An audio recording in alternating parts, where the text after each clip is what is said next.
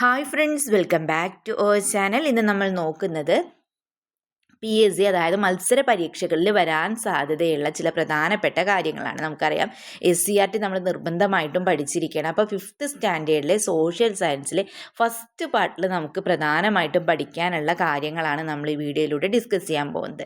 അപ്പോൾ ഫസ്റ്റ് പാർട്ടിലെ എല്ലാ ചാപ്റ്റേഴ്സുമായി ബന്ധപ്പെട്ട്, അതായത് ആ ചാപ്റ്ററിലെ പ്രധാനപ്പെട്ട എല്ലാ കാര്യങ്ങളും ഈ വീഡിയോയിൽ ഉൾക്കൊള്ളിക്കുന്നുണ്ട്. ഓക്കെ, നമുക്ക് നോക്കാം. ഫസ്റ്റ് നമുക്ക് പഠിക്കാനുള്ള ചാപ്റ്റർ പീലിയുടെ ഗ്രാമം എന്നുള്ളതാണ്. ആ ഗ്രാമത്തിൽ ഇമ്പോർട്ടൻസ് ആയിട്ടുള്ള കാര്യങ്ങളാണ് ഇവിടെ കൊടുത്തിട്ടുള്ളത്. ഓക്കെ, നമുക്ക് നോക്കാം. ഇതര സംസ്ഥാനങ്ങളിൽ നിന്നും കേരളത്തിലേക്ക് അതിഥി തൊഴിലാളികൾ എത്തുന്നുണ്ടെന്ന് പറഞ്ഞിട്ടുണ്ടല്ലേ.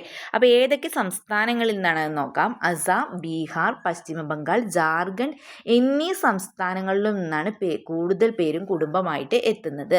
അപ്പോൾ ഈ ഒരു കാര്യം നിങ്ങൾ പഠിച്ചു വയ്ക്കുക. അസം, ബീഹാർ, പശ്ചിമ ബംഗാൾ, ജാർഖണ്ഡ്. ഇനി നോക്കൂ, നെക്സ്റ്റ് നമുക്ക് നോക്കാനുള്ളത് ചേരി എന്താണെന്നാണ്. ചേരി എന്ന് പറഞ്ഞാൽ എന്താണ്? വളരെ ജനസാന്ദ്രതയുള്ള നഗരപാർപ്പിട മേഖലയാണ് എന്ത്? വളരെ ജനസാന്ദ്രതയുള്ള നഗരപാർപ്പിട മേഖലയാണ് ചേരി. ഈ ചേരികളിലെ അടിസ്ഥാന സൗകര്യങ്ങൾ പലപ്പോഴും കുറവായിരിക്കും എന്ന് പറയുന്നുണ്ടല്ലേ. അപ്പോൾ ചേരി എന്താണ്? വളരെ ജനസാന്ദ്രതയുള്ള നഗര പാർപ്പിട മേഖലയാണ് ചേരി. ഈ ചേരികളിലെ അടിസ്ഥാന സൗകര്യങ്ങൾ പലപ്പോഴും കുറവായിരിക്കും. ശുചിത്വ സേവനങ്ങൾ, ശുദ്ധജല വിതരണം, മറ്റ് അടിസ്ഥാന സേവനങ്ങൾ എന്നിവയുടെ അപര്യാപ്തത ചേരികളിൽ പ്രകടമാണെന്ന് പറയുന്നുണ്ടല്ലേ. ഈ സാമൂഹികവും സാമ്പത്തികവുമായ പിന്നാക്കാവസ്ഥയും സുരക്ഷിതമല്ലാത്ത പാർപ്പിടങ്ങളും ചേരികളുടെ പരിമിതികളാണെന്ന് പറഞ്ഞിട്ടുണ്ട്. അപ്പോൾ എന്തൊക്കെയാണ് ചേരികളുടെ പരിമിതികൾ? സാമൂഹികവും സാമ്പത്തികവുമായ പിന്നാക്കാവസ്ഥ, അതുപോലെ തന്നെ സുരക്ഷിതമല്ലാത്ത പാർപ്പിടങ്ങളും ചേരികളുടെ പരിമിതികളാണ്. നെക്സ്റ്റ് വിപണി. വിപണി എന്ന് പറഞ്ഞാൽ എന്താണ്? ചരക്കുകൾ, സാധനങ്ങൾ, കന്നുകാലികൾ എന്നിവ വാങ്ങുന്നതിനും വിൽക്കുന്നതിനുമായി ആളുകൾ പതിവായി ഒത്തുചേരുന്ന ഇടമാണ് ഏത്? വിപണി. ചരക്കുകൾ, സാധനങ്ങൾ, കന്നുകാലികൾ എന്നിവ വാങ്ങുന്നതിനും വിൽക്കുന്നതിനുമായിട്ട് ആളുകൾ പതിവായി ഒത്തുചേരുന്ന ഇടമാണ് ഏത്? വിപണി. ഈ സവിശേഷ സാംസ്കാരികതയിൽ നിർമ്മിക്കപ്പെട്ടിട്ടുള്ള സാമൂഹിക സ്ഥാപനങ്ങളായാണ് വിപണിയെ സമൂഹശാസ്ത്രജ്ഞൻ കാണുന്നത്.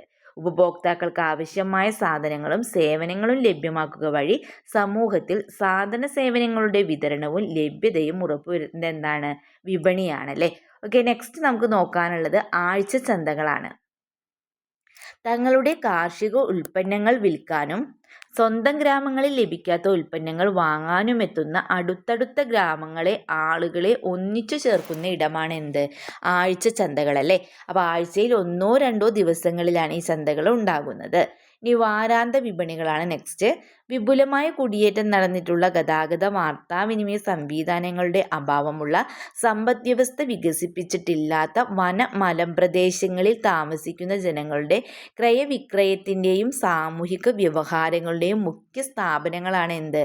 വാരാന്ത വിപണികളല്ലേ. അപ്പോൾ തദ്ദേശവാസികൾ തങ്ങളുടെ കാർഷിക വനവിഭവങ്ങളുടെ വിൽപ്പനയ്ക്കായിട്ട് എന്ത് ചെയ്യാണ്? വ്യാപാരികളെ സമീപിക്കുകയും അവിടെ നിന്ന് അവർ എന്ത് ചെയ്യും? അവശ്യ വസ്തുക്കൾ വാങ്ങുകയും ചെയ്യുന്നു. ഇനി നോക്കൂ, അന്തിച്ചന്തകൾ എന്താണെന്നാണ് നെക്സ്റ്റ് നമ്മൾ നോക്കുന്നത്. എല്ലാ ദിവസങ്ങളിലും വൈകുന്നേരങ്ങളിൽ തെരുവുകളിലാണ് അന്തിച്ചന്തകൾ ഉണ്ടാകുന്നത് അല്ലേ. നോക്കൂ, വിദ്യാലയത്തിലൂടെ സാമൂഹികരണം സാധ്യമാകുന്ന വിധങ്ങൾ എങ്ങനെയാണെന്നൊക്കെ ചോദിച്ചിട്ടുണ്ട്. എങ്ങനെയൊക്കെയാണ്? വ്യത്യസ്ത സാഹചര്യങ്ങളിലുള്ള കുട്ടികളുമായുള്ള ഇടപെടൽ, ഈ പങ്കുവെക്കലിൻ്റെയും കരുതലിൻ്റെയും പ്രാധാന്യം, തുല്യത ഉറപ്പുവരുത്തൽ, വ്യക്തികൾ തമ്മിലുള്ള പരസ്പര ബന്ധം, ഇവയൊക്കെയാണ് അല്ലേ. ഓക്കെ, നെക്സ്റ്റ് നമുക്ക് പഠിക്കാനുള്ളത് സെക്കൻഡ് ചാപ്റ്ററായ ഭക്ഷണവും മനുഷ്യരും എന്നുള്ള ചാപ്റ്റർ എന്നുള്ള കാര്യങ്ങളാണ്. അപ്പോൾ അതിൽ എന്തൊക്കെ കാര്യങ്ങളാണ് പ്രധാനമായിട്ടും നമുക്ക് പഠിക്കാനുള്ളതെന്ന് നോക്കാം. ഭക്ഷണ സമ്പാദനം. മനുഷ്യരുടെ നിലനിൽപ്പിന് അത്യാവശ്യമായ ഘടകങ്ങളിൽ ഒന്നാണ് എന്ത്? ഭക്ഷണം അല്ലേ. അപ്പോൾ ആദിമകാലത്തെ ജീവികളുടെ ഭക്ഷണങ്ങൾ എന്തൊക്കെയായിരുന്നു നമുക്ക് പറയുന്നുണ്ട്. എന്തൊക്കെയായിരുന്നു? ഇലകൾ, പഴങ്ങൾ, കിഴങ്ങുകൾ, ധാന്യങ്ങൾ എന്നിവയാണ്. ഇനി ചില ജീവികൾ എന്ത് ചെയ്യും? മറ്റു ജീവികളെ കൊന്നു ഭക്ഷിച്ച്. മനുഷ്യരും ആദ്യം അങ്ങനെ തന്നെയായിരുന്നു അല്ലേ. വേട്ടയാടലുടെയും ശേഖരണത്തിലൂടെയും ആദിമ മനുഷ്യർക്ക് ലഭിച്ച ഭക്ഷ്യവസ്തുക്കൾ എന്തൊക്കെയായിരുന്നു? കായ്കനികളും വേരുകൾ, കിഴങ്ങുകൾ, മത്സ്യങ്ങൾ, ഭക്ഷ്യയോഗ്യമായ ഇലങ്ങൾ, മൃഗങ്ങളുടെ മാംസം എന്നിവയൊക്കെയാണ് അല്ലേ. ഇനി നമുക്ക് പ്രധാനമായിട്ട് ഈ ചാപ്റ്ററിൽ പറയുന്ന ഒരു കാര്യമാണ് ലോക ഭക്ഷ്യദിനം. ലോക ഭക്ഷ്യദിനം എന്ന കൂട്ടുകാരി ഒക്ടോബർ 16 അല്ലേ. ലോക ഭക്ഷ്യദിനം എന്നാണ് ഒക്ടോബർ 16. ലോക ഭക്ഷ്യദിനം എന്നാണ് ഒക്ടോബർ 16, മറന്നു പോവരുത്. ഏതെങ്കിലും എന്തായാലും കൊടുത്തിട്ടുള്ളത് നോക്കൂ. ദാരിദ്ര്യത്തിനും പട്ടിണിക്കും എതിരെയുള്ള പ്രവർത്തനങ്ങൾ ശക്തിപ്പെടുത്തുകയും എല്ലാവർക്കും ഭക്ഷണം ഉറപ്പാക്കുകയും ചെയ്യുക എന്ന ലക്ഷ്യത്തോടെയാണ് ഓരോ വർഷവും എന്ത് ചെയ്യുന്നത്, ലോക ഭക്ഷ്യദിനം ആചരിക്കുന്നത്.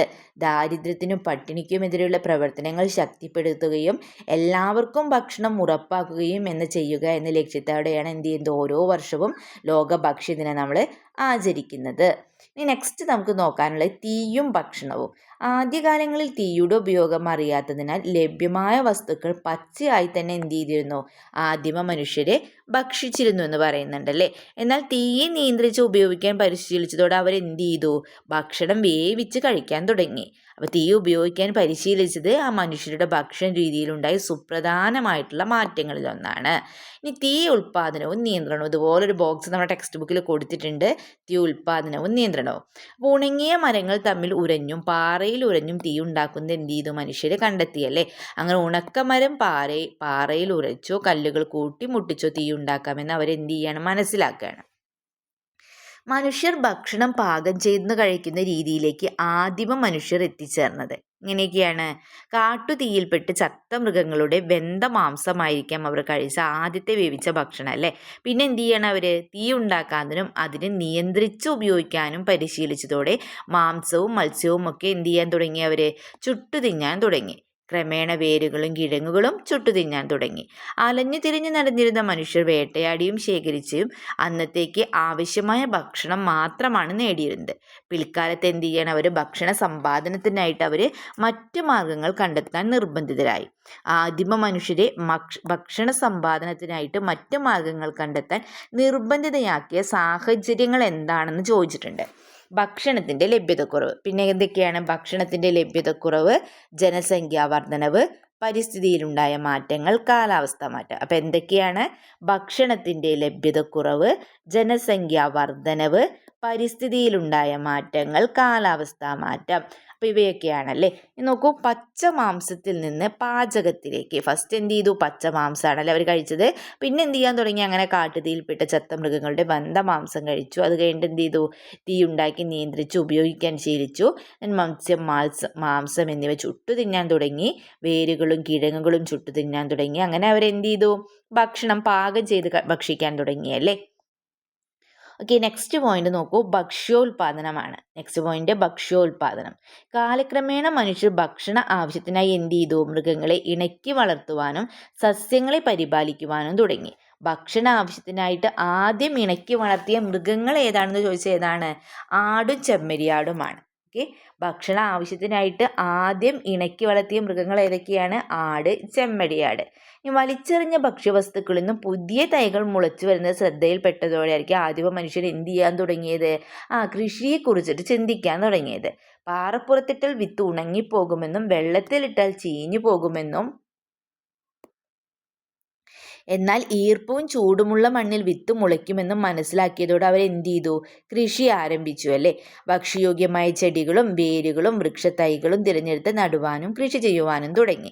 അപ്പോൾ ആദ്യകാലങ്ങളിൽ കൃഷി ചെയ്തിരുന്ന വിളകൾ ഏതൊക്കെയാണെന്ന് പറയുന്നുണ്ടല്ലേ. അപ്പോൾ ഏതൊക്കെയാണ്, ഗോതമ്പ്, ബാർലി, ചാമ, കിഴങ്ങുവർഗ്ഗങ്ങൾ എന്നിവയാണല്ലേ. ആദ്യകാലങ്ങളിൽ കൃഷി ചെയ്തിരുന്ന വിളകൾ ഏതൊക്കെയാണ്, ഗോതമ്പ്, ബാർലി, ചാമ, കിഴങ്ങുവർഗ്ഗങ്ങൾ. ഈ മനുഷ്യർ കൃഷി ചെയ്യാൻ ആരംഭിച്ചത്. കൃഷിക്ക് ആവശ്യമായ ജലവും വളക്കൂറുള്ള മണ്ണും പ്രധാനമായ ലഭ്യമായിരുന്ന നദീതടങ്ങളിലാണല്ലേ. അപ്പം മനുഷ്യർ കൃഷി ചെയ്യാൻ ആരംഭിച്ചത് എവിടെയാണ്, കൃഷിക്ക് ആവശ്യമായ ജലവും വളക്കൂറും മണ്ണും പ്രധാനമായും ലഭ്യമായിട്ടുള്ള നദീതടങ്ങളിലാണ്. ഇതോടെ ഭക്ഷണം തേടി അലഞ്ഞു തിരിഞ്ഞിരുന്ന മനുഷ്യർ എന്ത് ചെയ്യാൻ തുടങ്ങി, കൃഷിയിടങ്ങൾക്ക് സമീപം എന്ത് ചെയ്തു, സ്ഥിരവാസം ആരംഭിച്ചു അല്ലേ.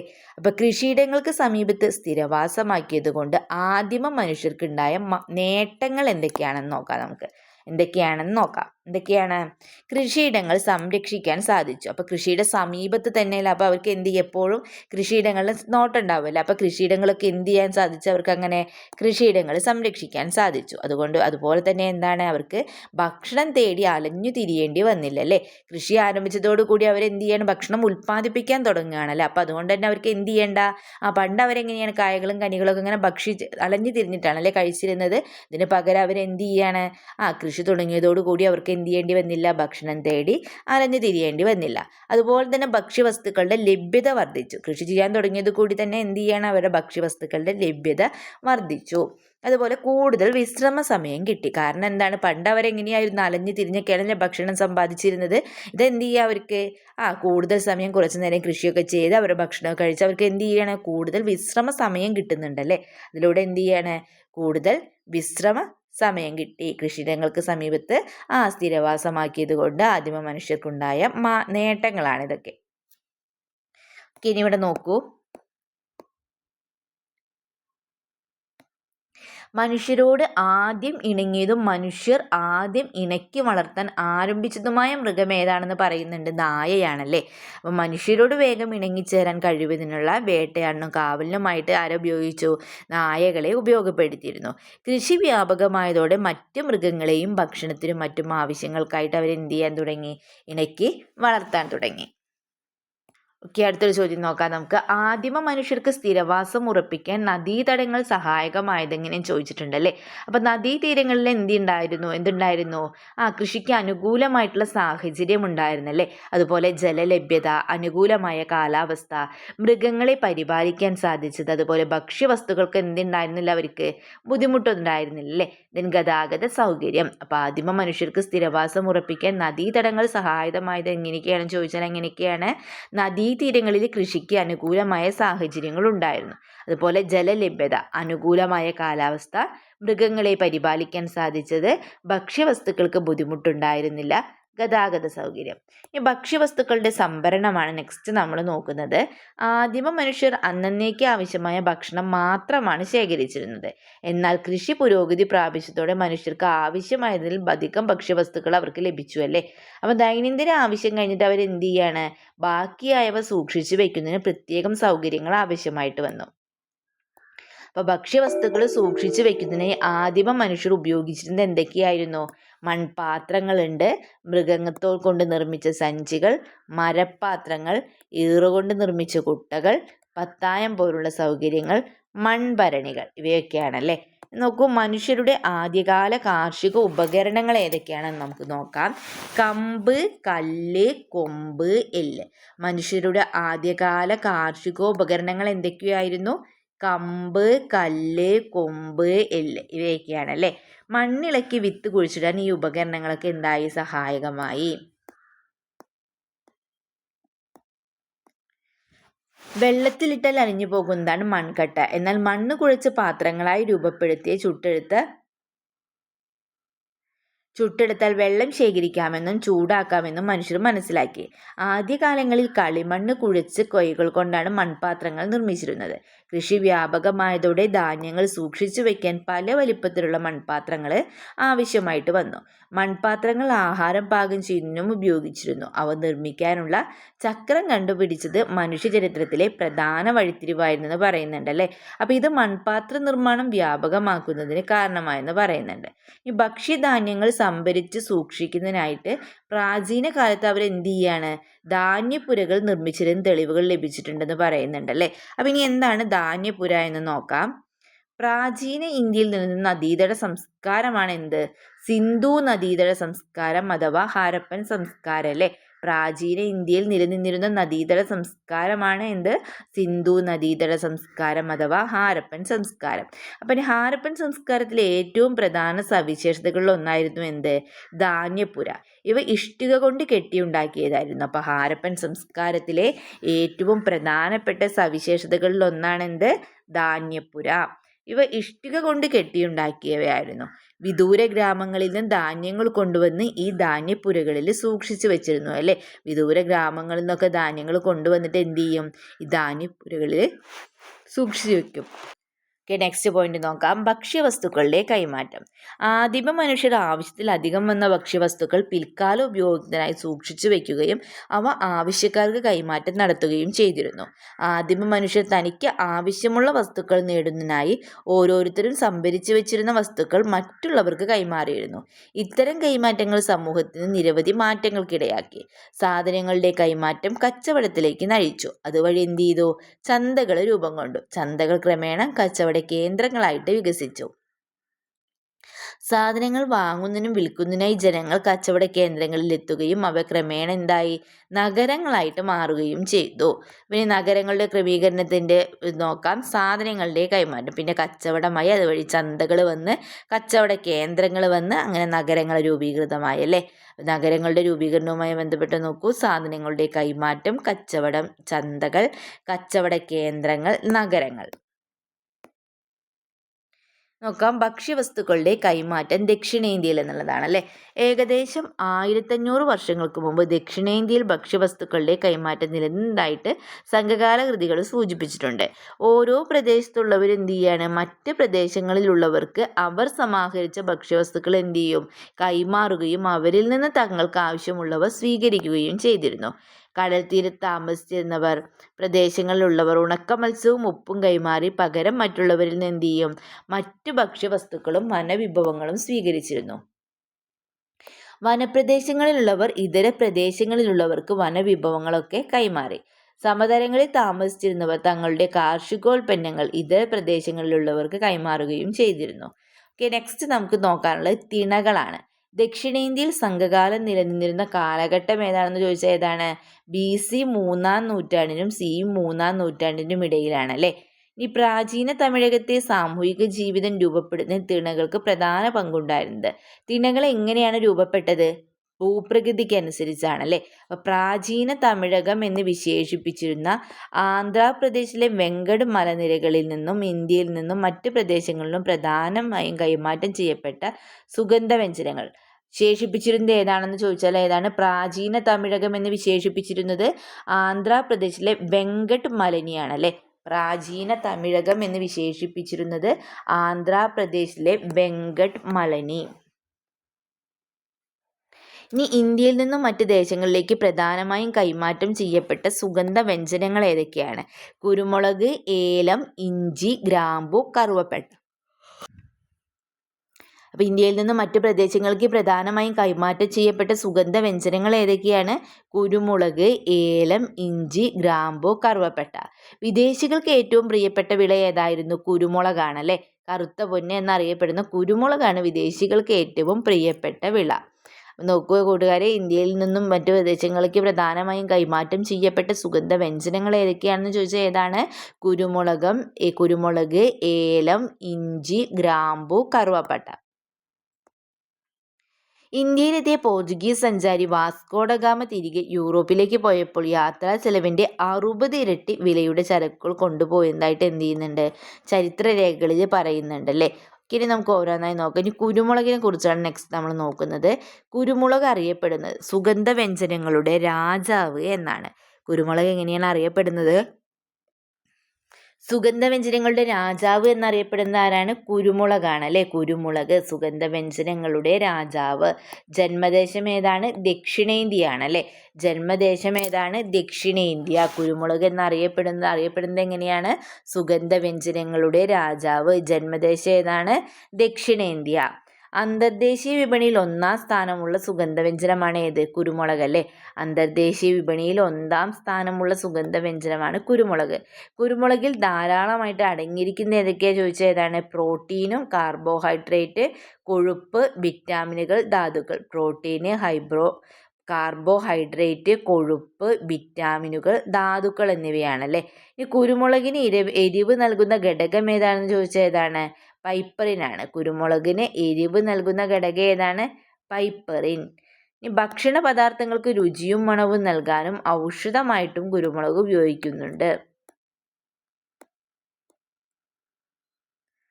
ഓക്കെ, ദെൻ അടുത്തത് നോക്കാം. കറുവപ്പട്ടയാണ്. ലോകത്തിലെ ഏറ്റവും പഴക്കമേറിയ കറുവപ്പട്ട മരങ്ങളുടെ കൃഷിത്തോട്ടം സ്ഥിതി ചെയ്യുന്നത് കണ്ണൂരിലെ അഞ്ചരക്കണ്ടിയിലാണ്. കണ്ണൂരിലെ അഞ്ചരക്കണ്ടിയിലാണ് ലോകത്തിലെ ഏറ്റവും പഴക്കമേറിയ കറുവപ്പട്ട മരങ്ങളുടെ കൃഷിത്തോട്ടം സ്ഥിതി ചെയ്യുന്നത്.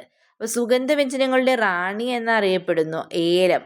സുഗന്ധവ്യഞ്ജനങ്ങളുടെ രാജാവ് നമ്മൾ പഠിച്ചു, കുരുമുളകായിരുന്നു. ഇനി സുഗന്ധവ്യഞ്ജനങ്ങളുടെ റാണി ആരാണ്? ഏലമാണ്. സുഗന്ധവ്യഞ്ജനങ്ങളുടെ റാണി ഏലം. ഏലത്തിൻ്റെ ജന്മദേശം ഏതാണ്? ഇന്തോനേഷ്യയും ഇന്ത്യൻ ഉപഭൂഖണ്ഡമാണ് അല്ലേ. ഇന്തോനേഷ്യ. നമ്മൾ പറഞ്ഞു കുരുമുളകിൻ്റെ ഏതായാലും ദക്ഷിണേന്ത്യയിലായിരുന്നു അല്ലേ. അപ്പോൾ ഏലത്തിൻ്റെ ജന്മദേശം ഏതാണ്? ഇന്തോനേഷ്യയാണ്. കേരളത്തിലും ആസാമിലും ധാരാളമായിട്ട് കൃഷി ചെയ്തിരുന്നുണ്ട്. ഏലം എവിടെയൊക്കെയാണ്?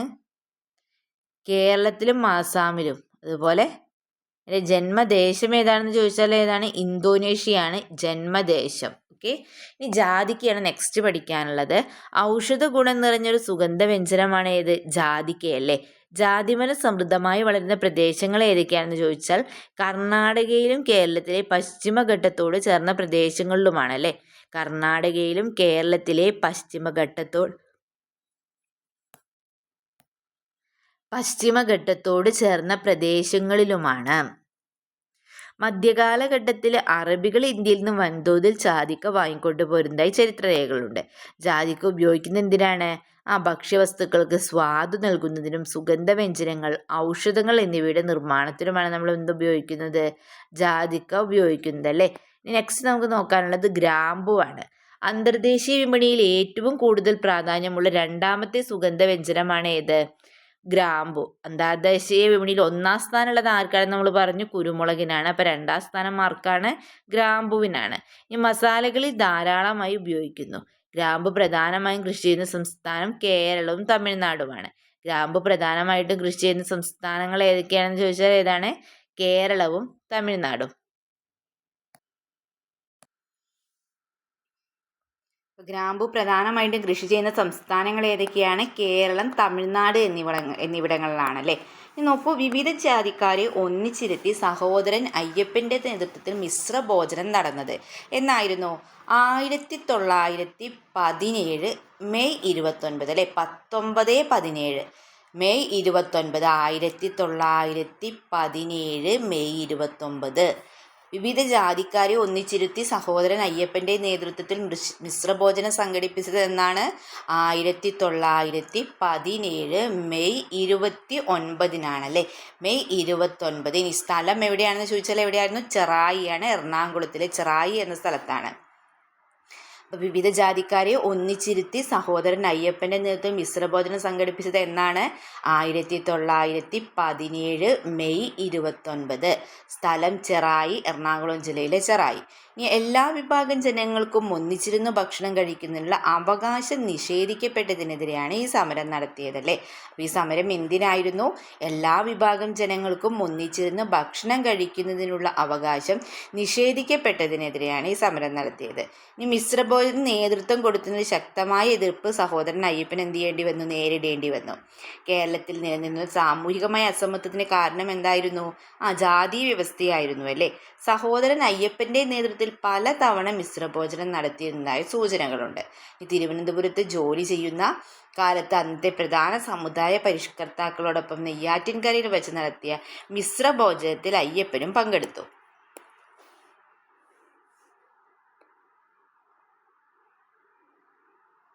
എല്ലാവരും ഒത്തുചേർന്ന് കുമാരനാശാൻ്റെ വീട്ടിൽ വെച്ച് മിശ്രഭോജനം നടത്തി. ലോ കോളേജിൽ എഫ് എ ക്ലാസ്സിൽ പഠിക്കുമ്പോൾ കോളേജ് വിദ്യാർത്ഥികൾക്കും അധ്യാപകേതര ജീവനക്കാർക്കും ഭക്ഷണം നൽകുന്ന പതിവുണ്ടായിരുന്നു.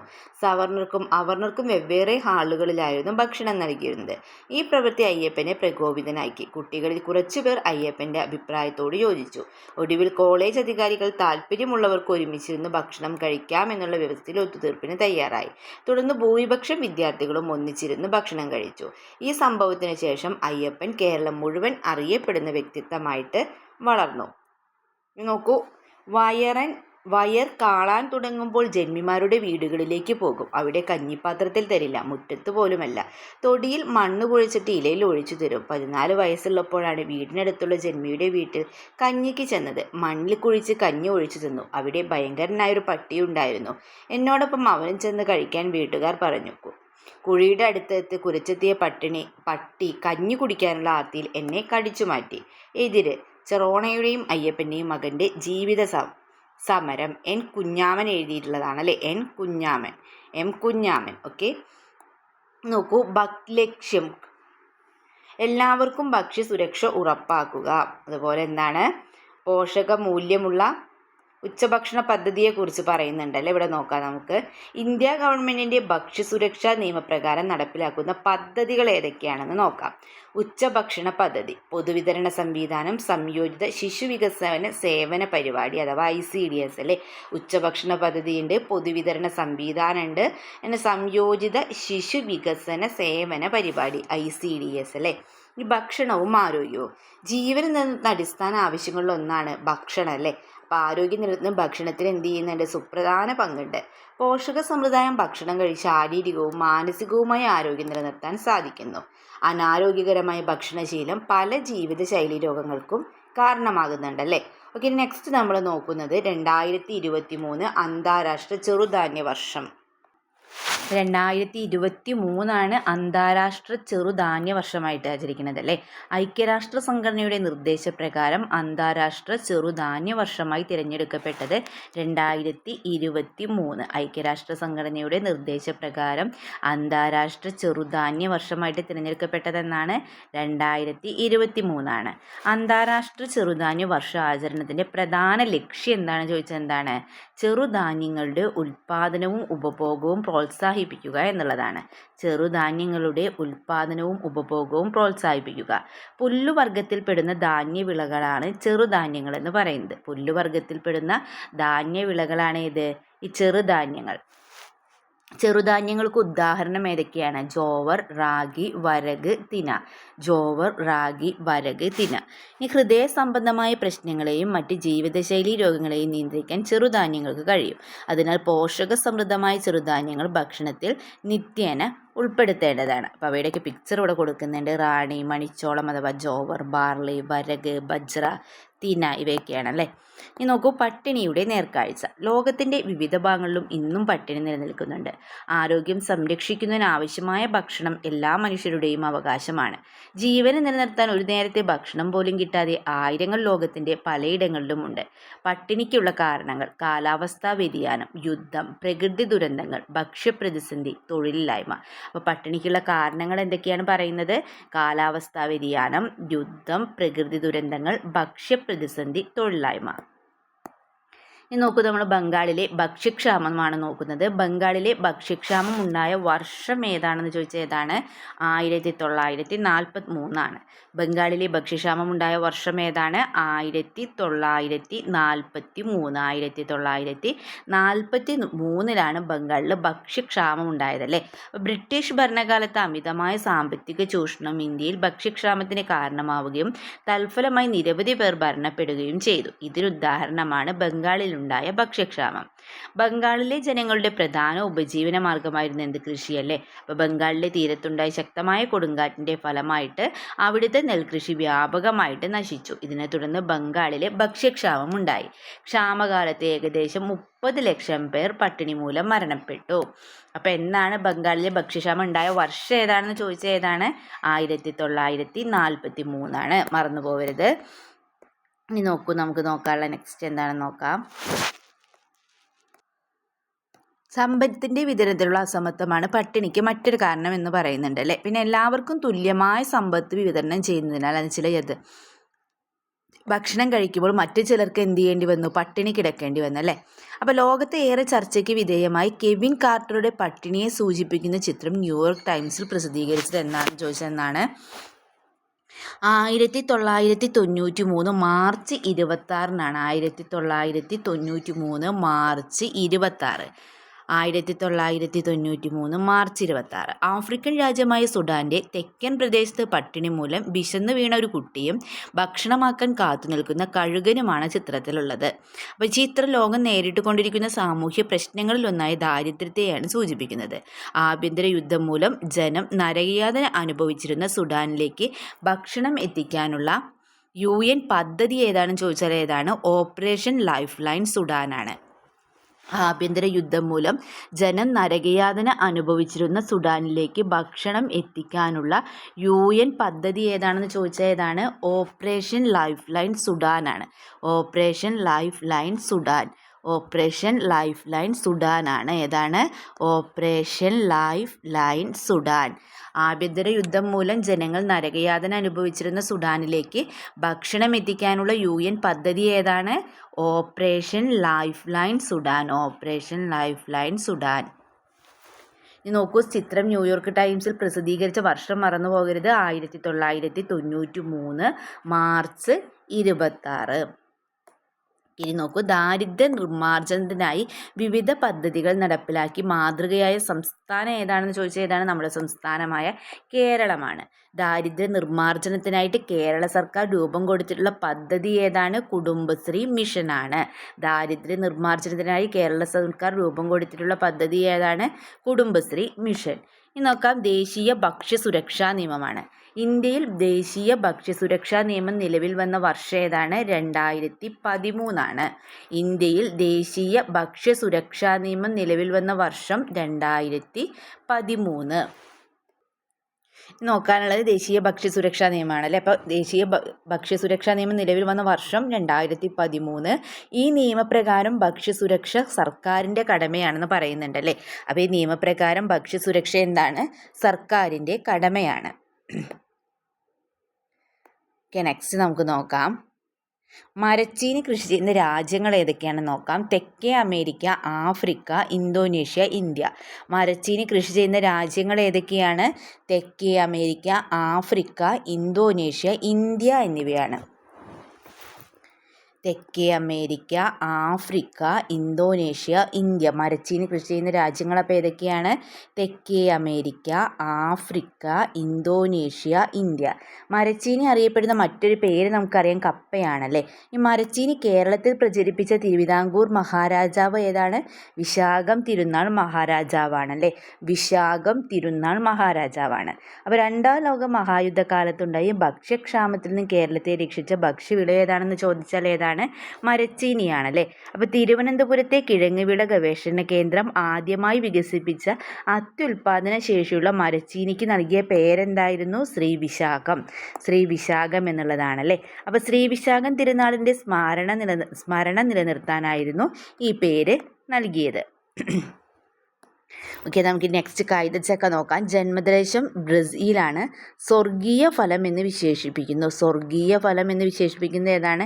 കൈതച്ചക്കയാണ് അല്ലേ. ഹരിത കിരീടം വെച്ച് രാജകീയ പ്രൗഢിയോടെ നിൽക്കുന്ന ഫലമാണ്.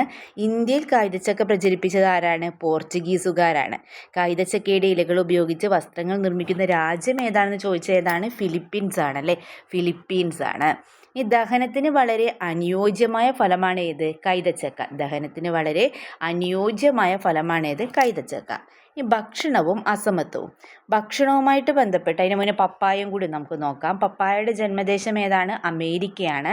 പപ്പായയുടെ ജന്മദേശം അമേരിക്ക. നോക്കൂ, നമ്മൾ കൈതച്ചക്കയുടെ ജന്മദേശം പറഞ്ഞു ബ്രസീലാണ്. ഇനി പപ്പായയുടെ ജന്മദേശം ഏതാണ്? അമേരിക്കയാണ്. മിക്ക ഉഷ്ണമേഖലാ രാജ്യങ്ങളിലും പപ്പായ കൃഷി ചെയ്തു വരുന്നു. പോഷക മൂല്യങ്ങളുടെ കാര്യത്തിൽ വളരെ മുൻപന്തിയിൽ നിൽക്കുന്ന പഴമാണ് ഏത്? പപ്പായ അല്ലേ. പപ്പായയിൽ ധാരാളമായി അടങ്ങിയിട്ടുള്ളത് ഏതൊക്കെയാണ്? ഇരുമ്പ്, calcium, vitamin A, B, C എന്നിവയാണ്. ഇരുമ്പ്, calcium, vitamin A, B, C ഏതൊക്കെയാണ് പപ്പായയിൽ ധാരാളമായി അടങ്ങിയിട്ടുള്ളത്? ഇരുമ്പ്, calcium, vitamin A, B, C എന്നിവയാണ്. നോക്കാം, ഭക്ഷണവും അസമത്വവും. ഭക്ഷണവുമായി ബന്ധപ്പെട്ട് പലതരത്തിലുള്ള അസമത്വങ്ങൾ നിലനിന്നിരുന്നു. സാമൂഹികമായ അസമത്വങ്ങൾ എല്ലാ വിഭാഗം ജനങ്ങളും ഒരുമിച്ചിരുന്ന് ഭക്ഷണം കഴിക്കുന്നതിൽ തടസ്സമുണ്ടാക്കി. ഈ വിവേചനത്തിനെതിരെ മിശ്രഭോജനം നടത്തിയ സാമൂഹിക പരിഷ്കർത്താവ് ആരാണ്? സഹോദരൻ അയ്യപ്പനാണല്ലേ. അപ്പോൾ സഹോദരൻ അയ്യപ്പനെ കൂടാതെ മറ്റു പല സാമൂഹിക പരിഷ്കർത്താക്കളും ഭക്ഷണവുമായി നിലനിന്നിരുന്ന പലതരത്തിലുള്ള അസമത്വങ്ങളും വിവേചനങ്ങളും ഇല്ലാതാക്കാൻ ശ്രമിച്ചിട്ടുണ്ടെന്ന് പറയുന്നുണ്ടല്ലേ. അപ്പോൾ ഭക്ഷണവുമായി ബന്ധപ്പെട്ട ജാതി വിവേചനം രാജ്യത്ത് വിവേചനം മാത്രമല്ല സാമ്പത്തികവും ഭക്ഷണ രംഗത്തെ സമത്വത്തിന് വെല്ലുവിളിയായിരുന്നു പറയുന്നുണ്ടല്ലേ. ഇനി നോക്കൂ, ആദ്യമായിട്ട് ഗ്രാമ്പൂ സുഗന്ധവ്യഞ്ജനമായിട്ട് ഉപയോഗിച്ചു തുടങ്ങിയത് ആരാണെന്ന് പറയുന്നുണ്ട്, ചൈനക്കാരാണല്ലേ. ആദ്യമായിട്ട് ഗ്രാമ്പൂ സുഗന്ധവ്യഞ്ജനമായിട്ട് ഉപയോഗിച്ചു തുടങ്ങിയത് ആരാണ്? ചൈനക്കാരാണ്. ഗ്രാമ്പൂ ഉപയോഗിക്കുന്നത് എങ്ങനെയാണ്? പൂമൊട്ടുകൾ ഉണക്കിയെടുത്താണ് അല്ലേ. ഗ്രാമ്പുവിൽ അടങ്ങിയിട്ടുള്ളത് പ്രോട്ടീൻ, ഇരുമ്പ്, കൊഴുപ്പ്, അന്നജം, കാൽസ്യം, ഫോസ്ഫറസ് എന്നിവയാണ്. ഗ്രാമ്പുവിൽ അടങ്ങിയിട്ടുള്ളത് പ്രോട്ടീൻ, ഇരുമ്പ്, കൊഴുപ്പ്, അന്നജം, കാൽസ്യം, ഫോസ്ഫറസ് എന്നിവയാണ്. ഗ്രാമ്പു ഉപയോഗിക്കുന്നത് എങ്ങനെയാണ്? പൂമൊട്ടുകൾ ഉണക്കിയെടുത്താണ്. ആദ്യമായിട്ട് ഗ്രാമ്പു സുഗന്ധവ്യഞ്ജനമായി ഉപയോഗിച്ച് തുടങ്ങിയത് ആരാണ്? ചൈനക്കാരാണ്. ഈ പ്രോട്ടീൻ, ഇരുമ്പ്, കൊഴുപ്പ്, അന്നജം, കാൽസ്യം, ഫോസ്ഫറസ് എന്നിവയാണ് ഗ്രാമ്പുവിൽ അടങ്ങിയിട്ടുള്ളത്. ഓക്കെ, നെക്സ്റ്റ് ഇഞ്ചി നോക്കാം. ഇഞ്ചി ഔഷധമായിട്ടും സുഗന്ധവ്യഞ്ജനമായിട്ടും ഉപയോഗിച്ചിരുന്നു. ഇഞ്ചിയുടെ ജന്മദേശം ഇന്ത്യയോ മലേഷ്യയോ ആണെന്ന് കരുതപ്പെടുന്നു. ഇഞ്ചിയുടെ ജന്മദേശം ഇപ്പോൾ ഏതാണ്? ഇന്ത്യയോ മലേഷ്യയോ ആണെന്ന് കരുതപ്പെടുന്നു. പ്രധാനമായിട്ടും ഇഞ്ചി കൃഷി ചെയ്യുന്നത് എവിടെയാണ്? ഏഷ്യയിലാണ്. ഇന്ത്യയിൽ ഉൽപ്പാദിപ്പിക്കുന്ന ഇഞ്ചിയുടെ പകുതിയിലേറെയും കൃഷി ചെയ്യുന്നത് എവിടെയാണ്? കേരളത്തിലാണ്. അപ്പോൾ ഇഞ്ചിയുടെ ജന്മദേശം ഇന്ത്യയോ മലേഷ്യയോ ആണെന്ന് കരുതപ്പെടുന്നു എന്നാണല്ലേ പറയുന്നത്. ഇനി നോക്കാം, കശുവണ്ടി നോക്കാം. ജന്മദേശം ബ്രസീലാണ്. ജന്മദേശം ഏതാണ്? ബ്രസീലാണ്. ധാരാളമായി കാണപ്പെടുന്നത് ഉഷ്ണമേഖലാ പ്രദേശങ്ങളിലാണ്. ഇന്ത്യയിൽ പ്രചരിപ്പിച്ചത് ആരാണ്? പോർച്ചുഗീസുകാരാണ് അല്ലേ. കേരളത്തിൽ ഏറ്റവും കൂടുതൽ കശുമാവ് കൃഷി ചെയ്യുന്ന ജില്ല ഏതാണെന്ന് ചോദിച്ചാൽ ഏതാണ്? കണ്ണൂരാണ്. കശുമാവ് കൂടുതൽ കൃഷി ചെയ്യുന്ന ജില്ല ഏതാണ്? കണ്ണൂരാണ്. കേരളത്തിൽ ഏറ്റവും കൂടുതൽ കശുവണ്ടിയിൽ അധിഷ്ഠിതമായ വ്യവസായങ്ങളുള്ള ജില്ല ഏതാ ചോദിച്ചാൽ ഏതാണ്? കൊല്ലമാണല്ലേ. കൃഷി ചെയ്യുന്നത് എവിടെയാണ്? കൂടുതൽ കണ്ണൂരാണ്. ഇനി കേരളത്തിൽ ഏറ്റവും കൂടുതൽ കശുവണ്ടിയിൽ അധിഷ്ഠിതമായ വ്യവസായങ്ങളുള്ള ജില്ല ഏതാണ്? കൊല്ലമാണ്. ഈ കശുവണ്ടി പരിപ്പിന് ധാരാളമായി അടങ്ങിയിട്ടുള്ളത് എന്തൊക്കെയാണെന്ന് ചോദിച്ചാൽ കാൽസ്യം, ഇരുമ്പ്, മഗ്നീഷ്യം, നാരുകൾ എന്നിവയാണ്. കാൽസ്യം, ഇരുമ്പ്, മഗ്നീഷ്യം, നാരുകൾ. ഓക്കെ, നെക്സ്റ്റ് നമ്മൾ നോക്കുന്നത് ഉരുളക്കിഴങ്ങാണ്. ജന്മദേശം പെറുവാണ്. ഭക്ഷ്യയോഗ്യമായ കിഴങ്ങുവിളയാണ്. ഉരുളക്കിഴങ്ങ് പെറുവാണല്ലേ. ഭക്ഷ്യയോഗ്യമായ കിഴങ്ങുവിളയാണ്. ഉരുളക്കിഴങ്ങ് ചെടികളെ ആദ്യമായിട്ട് കണ്ടെത്തിയത് അമേരിക്ക, മെക്സിക്കോ, ചിലി തുടങ്ങിയ രാജ്യങ്ങളിലെ മലമ്പ്രദേശങ്ങളിലാണ്. അമേരിക്ക, മെക്സിക്കോ, ചിലി തുടങ്ങിയ രാജ്യങ്ങളിലെ മലമ്പ്രദേശങ്ങളിലാണ് ഉരുളക്കിഴങ്ങ് ചെടികൾ ആദ്യമായിട്ട് കണ്ടെത്തിയിട്ടുള്ളത്. അപ്പോൾ ഉരുളക്കിഴങ്ങിൽ ധാരാളം അടങ്ങിയിട്ടുള്ളത് എന്താണെന്ന് ചോദിച്ചാൽ എന്താണ്? പ്രോട്ടീനും അന്നജവുമാണ്. ഉരുളക്കിഴങ്ങിൽ ധാരാളം അടങ്ങിയിട്ടുള്ളത് എന്താണ്? പ്രോട്ടീനും അന്നജവും. ഇനി നമുക്ക് നെക്സ്റ്റ് നോക്കാം, മരച്ചീനിയാണ്. ലോകത്തിൻ്റെ മിക്ക രാജ്യങ്ങളിലും കൃഷി ചെയ്യപ്പെടുന്ന ഹ്രസ്വകാല വിളയാണ് മരച്ചീനി അല്ലേ. അതിന് മുന്നേ നോക്കാം, പേരയ്ക്ക. ജന്മദേശം ഏതാണ്? മെക്സിക്കോയാണ്. ജന്മദേശം മെക്സിക്കോയാണ്. ഉഷ്ണമേഖലയിലെ ആപ്പിൾ എന്നറിയപ്പെടുന്നു. ഉഷ്ണമേഖലയിലെ ആപ്പിൾ എന്നറിയപ്പെടുന്നത് ഏതാണ്? പേരയ്ക്കയാണ്. ഇന്ത്യയിൽ എത്തിച്ചത് ആരാണ്? പോർച്ചുഗീസുകാരാണ്. ഉഷ്ണമേഖലയിലെ ആപ്പിൾ എന്നറിയപ്പെടുന്നത് ആരാണ്? പേരയ്ക്കയാണ്. ജന്മദേശം മെക്സിക്കോയാണ്. അടങ്ങിയിരിക്കുന്ന പ്രധാന വിറ്റാമിനുകൾ എ, ബി, സി. മരച്ചീനിയെക്കുറിച്ച് നമ്മൾ പറഞ്ഞിട്ടുണ്ടായിരുന്നല്ലേ. ഇനി നോക്കാം, പ്രാചീന തമിഴകത്തെ പ്രകൃതിയുടെയും തൊഴിലിൻ്റെയും അടിസ്ഥാനത്തിൽ എത്ര തിണകളായിട്ട്, നമ്മൾ തിണകളെക്കുറിച്ച് പറഞ്ഞു അല്ലേ. അപ്പോൾ എത്ര തിണകളായിട്ടാണ് തരംതിരിച്ചിട്ടുള്ളത്? 5 തിണകളായിട്ടാണ്. അപ്പോൾ ഓരോ തിണയുടെയും മനുഷ്യരുടെ ജീവിത രീതികൾ എന്ത് ചെയ്യണം? അവിടുത്തെ ഭൂപ്രകൃതി അനുസരിച്ചിട്ടാണ് ക്രമപ്പെടുത്തിയിട്ടുള്ളത്.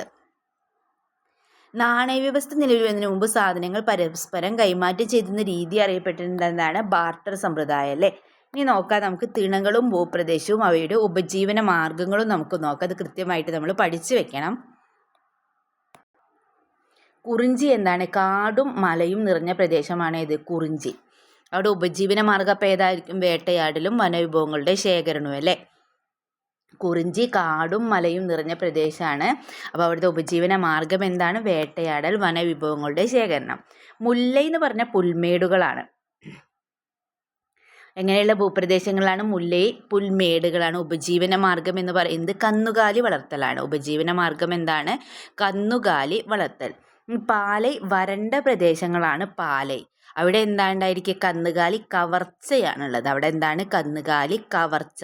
ഇനി മരുതം എന്ന് പറയുന്നത് ചതുപ്പ് പ്രദേശമാണ്, അഥവാ വയൽ പ്രദേശമാണ്. അവിടുത്തെ എന്തായിരിക്കും? കൃഷിയായിരിക്കും അല്ലേ. ഇനി നെയ്തൽ എന്നുള്ളത് തീരപ്രദേശമാണ്. മീൻ പിടിക്കൽ, ഉപ്പുണ്ടാക്കൽ എന്നിവയാണ് അവരുടെ ഉപജീവന മാർഗം. അപ്പോൾ കുറിഞ്ചി കാടും മലയും നിറഞ്ഞ പ്രദേശം, ഉപജീവന മാർഗം വേട്ടയാടലും വനവിഭവങ്ങളുടെ ശേഖരണവും. ഇനി മുല്ലൈ എന്ന് പറയുന്നത് പുൽമേടുകളാണ്. അവിടെ എന്താണ്? കന്നുകാലി വളർത്തലാണ് അല്ലേ. പാലൈ വരണ്ട പ്രദേശങ്ങളാണ്. അവിടെ എന്താണ്? കന്നുകാലി കവർച്ചയാണ് ഉപജീവന മാർഗം. ഇനി മരുതം ചതുപ്പ് പ്രദേശമാണ് അഥവാ വയൽ പ്രദേശം. ഉപജീവന മാർഗം എന്ന് പറയുന്നത് കൃഷിയാണ്. നെയ്തൽ തീരപ്രദേശമാണ്. ഉപജീവന മാർഗം എന്താണ്? മീൻ പിടിക്കൽ, ഉപ്പുണ്ടാക്കൽ.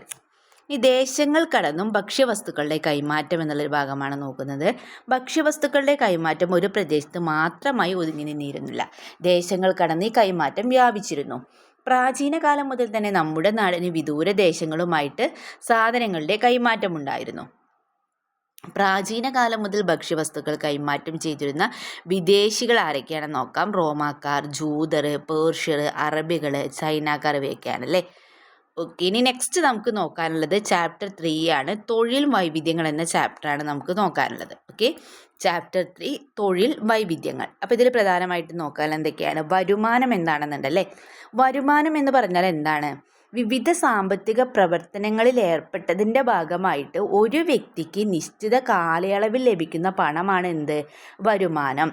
വിവിധ സാമ്പത്തിക പ്രവർത്തനങ്ങളിൽ ഏർപ്പെട്ടതിൻ്റെ ഭാഗമായിട്ട് ഒരു വ്യക്തിക്ക് നിശ്ചിത കാലയളവിൽ ലഭിക്കുന്ന പണമാണ് എന്ത്? വരുമാനം. തൊഴിൽ എന്ന് പറഞ്ഞാൽ എന്താണ്? വരുമാനം ലഭിക്കുന്ന സാമ്പത്തിക പ്രവർത്തനങ്ങളിൽ ഒന്നാണ് എന്ത്? തൊഴിലല്ലേ. അപ്പോൾ വരുമാനത്തിനായിട്ട് ഒരു വ്യക്തി കായികമായോ ഭൗതികമായോ ചെയ്യുന്ന പ്രവർത്തനത്തെ പറയുന്നതാണ് എന്ത്? തൊഴിൽ. ഇത് വ്യക്തികളുടെ പ്രധാന വരുമാന മാർഗമാണ്. ഒരു രാജ്യത്തിൻ്റെ സാമൂഹിക സാമ്പത്തിക പുരോഗതി നിർണ്ണയിക്കുന്നതിൽ തൊഴിലുകൾ പ്രധാന പങ്ക് വഹിക്കുന്നുണ്ട്. തൊഴിലിന് പ്രതിഫലം കൂലിയായിട്ടോ ശമ്പളമായിട്ടോ ലഭിക്കുന്നു. ഇനി കൂലി ശമ്പളം തമ്മിലുള്ള വ്യത്യാസം എന്താണ്? കരാർ പ്രകാരം സേവനങ്ങൾ നിർവഹിക്കുന്നതിന് തൊഴിലുടമ തൊഴിലാളികൾക്ക് നൽകുന്ന പ്രതിഫലമാണ് എന്ത്? കൂലി. അതായത് മണിക്കൂറുകളുടെ ദിവസത്തിൻ്റെയും അടിസ്ഥാനത്തിലാണ് കൂലി നിശ്ചയിക്കപ്പെട്ട് നൽകുന്നത്. എന്നാൽ പ്രതിമാസ അടിസ്ഥാനത്തിൽ ജീവനക്കാർ നിർവഹിക്കുന്ന ജോലിക്ക് തൊഴിലുടമ നൽകുന്ന പ്രതിഫലമാണ് എന്ത്? ശമ്പളം എന്ന് പറയുന്നത്. ഓക്കെ, അപ്പോൾ അതിൻ്റെ രണ്ടിനും വ്യത്യാസം മനസ്സിലായല്ലോ. ഇനി ഇവിടെ നമുക്കൊരു കവിത കൊടുത്തിട്ടുണ്ടല്ലേ. നോക്കൂ, ചോദ്യം: പഠിപ്പ് തീർന്നാൽ പള്ളിക്കൂടം വിട്ടുകഴിഞ്ഞാൽ പറയുക പിന്നീട് എന്തൊരു പണിക്ക് പോകും നീ. അപ്പോൾ ഉത്തരം: ഒന്നാമൻ കൃഷിക്ക് പോകും ഞാൻ, കൃഷിക്ക് നമ്മുടെ പിതാക്കൾ ചെയ്തേ തൊഴിൽക്ക് പോകും ഞാൻ. രണ്ടാമൻ പണം മുടക്കി കോടിക്കണക്കിന് കച്ചവടത്തിനായി തുനിഞ്ഞിടും ഞാൻ, തൊഴിലിതിൽ നല്ലത് വേറൊന്നുണ്ടാമോ. മൂന്നാമൻ എന്താണ്? നാട്ടിലെ ശിക്ഷയിൽ അലയുന്ന ശിശുക്കളെയെല്ലാം ഞാൻ കൂട്ടി മികച്ചൊരു വിദ്യാനിലയം ആരംഭിച്ചിടും. നാലാമൻ എന്താ പറയുന്നത്? പഠിപ്പ് തീർന്നാൽ പട്ടാളത്തിൽ പോയി ചേരും ഞാൻ, പടനായകനായി ഭാരതരാജ്യം പരിപാലിക്കും ഞാൻ. അപ്പോൾ ഈ കവിത ആരെഴുതിയതാണ്? NV കൃഷ്ണവാര്യരുടെ വരികളാണല്ലോ ഇവിടെ കൊടുത്തിട്ടുള്ളത്. ആരാണ്? NV കൃഷ്ണവാര്യർ.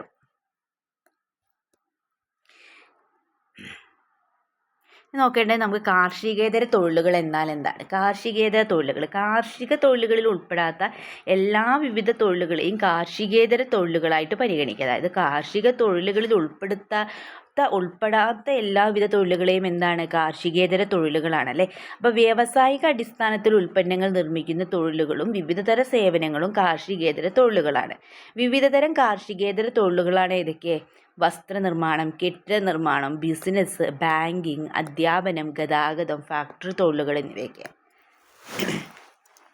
കാർഷികേതര തൊഴിലുകളാണ് എന്തൊക്കെയാണ്? വസ്ത്രനിർമ്മാണം, കെട്ടിട നിർമ്മാണം, ബിസിനസ്, ബാങ്കിങ്, അധ്യാപനം, ഗതാഗതം, ഫാക്ടറി തൊഴിലുകൾ. ഇനി സ്വയം തൊഴിൽ എന്ന് പറഞ്ഞാൽ എന്താണ്? ഏതെങ്കിലും തൊഴിലുടമയുടെ നിയന്ത്രണത്തിലല്ലാതെ സ്വതന്ത്ര സാമ്പത്തിക പ്രവർത്തനത്തിലൂടെ ഉപജീവനം നടത്തുന്ന അറിയപ്പെടുന്നത് എന്താണ്? സ്വയം തൊഴിൽ. സ്വയം തൊഴിൽ വ്യക്തികൾ കൂടുതലും ഒറ്റയ്ക്കാണ് അവരുടെ സംരംഭം കൈകാര്യം ചെയ്യുന്നത്. അതിൽ നിന്നും ലഭിക്കുന്ന വരുമാനത്തിൻ്റെ പൂർണ്ണ അവകാശി സ്വയം തൊഴിൽ സംരംഭകർ മാത്രമായിരിക്കും.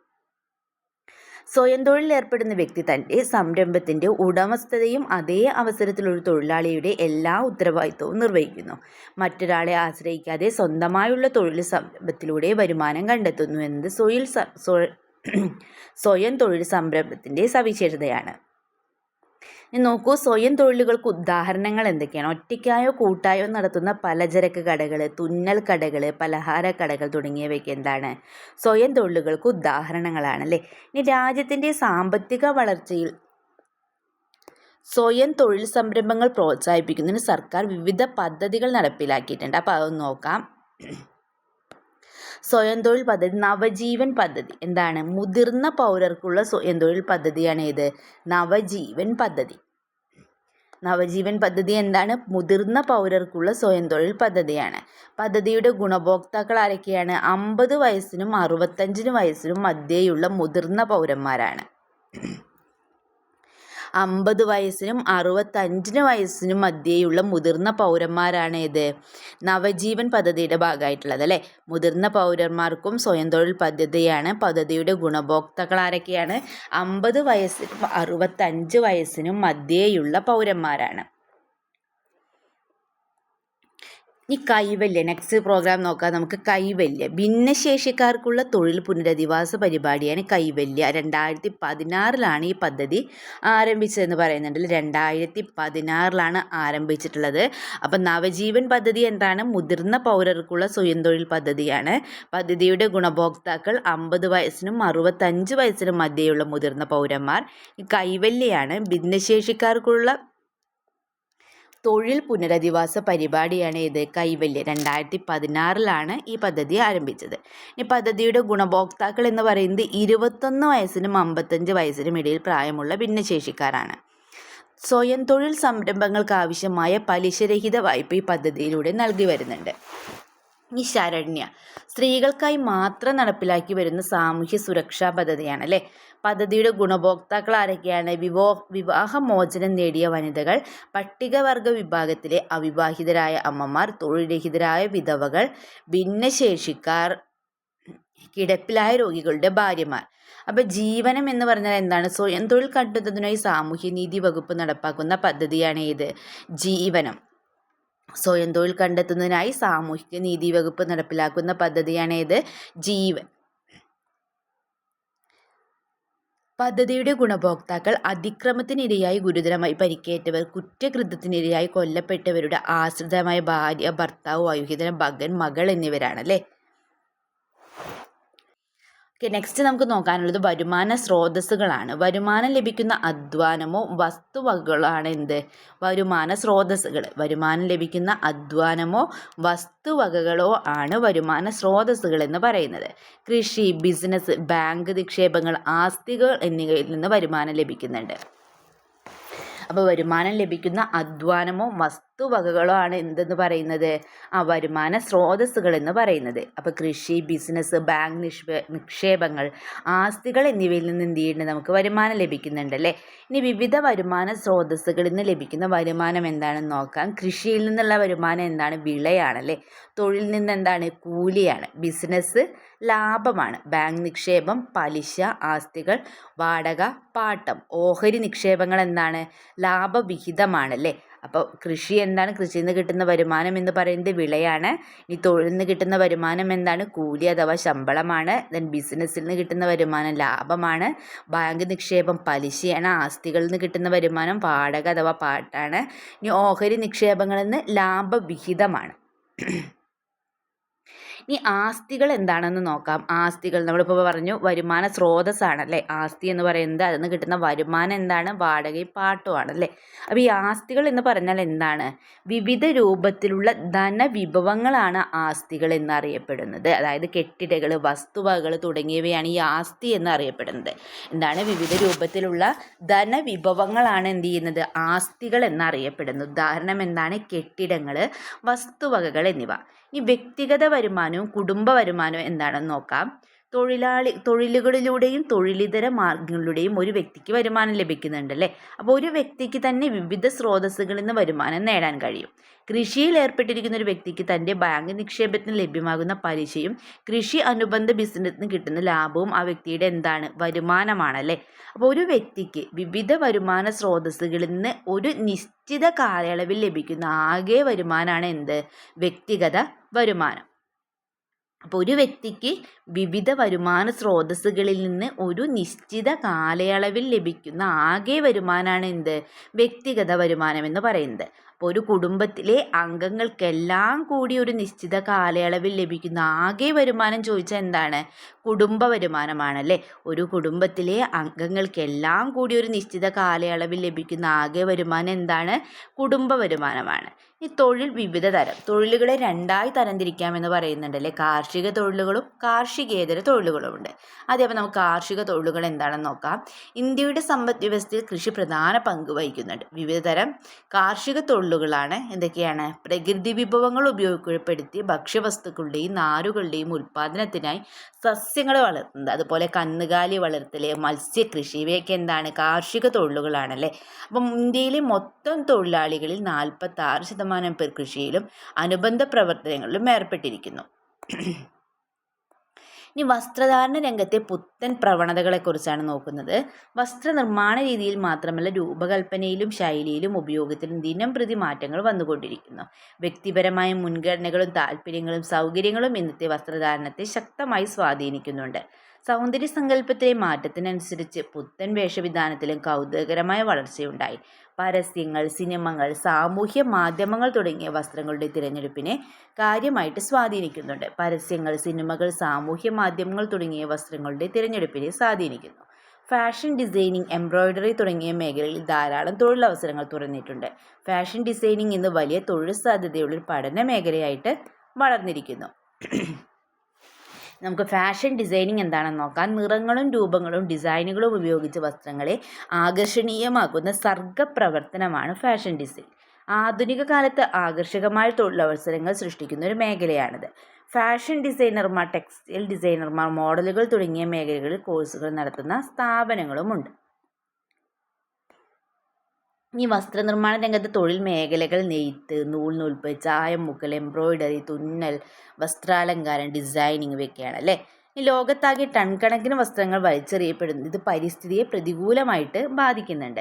ഉപയോഗിക്കാത്ത വസ്ത്രങ്ങളും ഉപേക്ഷിക്കുന്ന വസ്ത്രങ്ങളും നമ്മുടെ നാട്ടിൽ എന്ത് ചെയ്യുന്നുണ്ട്? വർദ്ധിച്ചു കൊണ്ടിരിക്കുന്നുണ്ട് അല്ലേ.